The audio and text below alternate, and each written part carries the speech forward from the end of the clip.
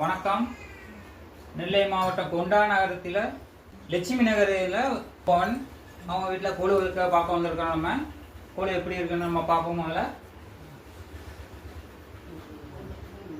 1 2 3 4 5 6 7 8 9 படி வச்சுருக்குறாங்க. கோழி பார்க்கவே நல்லா இருக்கு, சூப்பராக இருக்கு. ஒவ்வொரு அம்மனும் நல்லா அழகாக இருக்கு.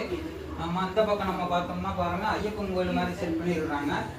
ஐயப்பனே வந்து உட்காந்துருக்கிற மாதிரி இருக்கு. இந்த பக்கம் செட்டியார் பொம்மையெல்லாம் இருக்கு, இல்லை பலசர கடை மாதிரி வச்சிருக்கிறாங்க, நல்லா இருக்கு. இங்க பாருங்க சித்த வைத்தியசாலை. இது மக்கள் வந்து ரொம்ப முக்கியமாக கவனிக்கக்கூடியது. இது சித்த வைத்தியசாலை. சித்த வந்து எல்லாம் இப்போ வந்து மறந்துட்டாங்க, எல்லாமே இங்கிலீஷ் மருந்துக்கு போயிட்டாங்க. இந்த சித்த இது நம்ம கட்டாயம் இருக்காங்க, அதுக்காண்டியே அவங்க சித்த இது வச்சிருக்கிறாங்க. இங்க பாருங்க பார்க், இதெல்லாம் பார்க் நல்லா இருக்கு. இங்க பாருங்க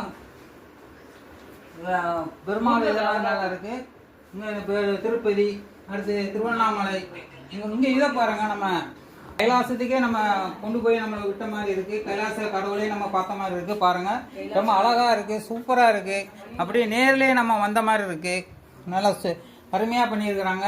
உங்க அம்மன் வந்து ஊஞ்சல் ஆடிட்டு இருக்கு பாருங்க, ரொம்ப அருமையா இருக்கு. ஊஞ்சல் சூப்பரா பண்ணியிருக்கிறாங்க. ஆமா, இங்க வாங்க. இது வந்து டெய்லி ஒரு அம்மன் அலங்காரம் பண்ணிட்டு இருக்காங்க. இன்னைக்கு 3வது நாளா. இது என்ன மண்ணு?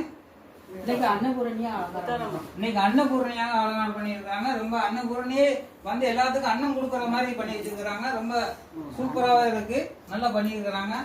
இதை பண்ணியிருக்க நீங்க பண்ணது யாரு? நீங்க மகா பண்ணியிருக்கிறாங்களா? நல்லா அருமையா பண்ணியிருக்காங்க. அன்னபூரணி அப்படியே நேரில் வீட்டுக்கு வந்து எல்லாத்துக்கும் அன்னம் கொடுக்குற மாதிரி நல்லா அருமையா இருக்கு, சூப்பரா இருக்கு.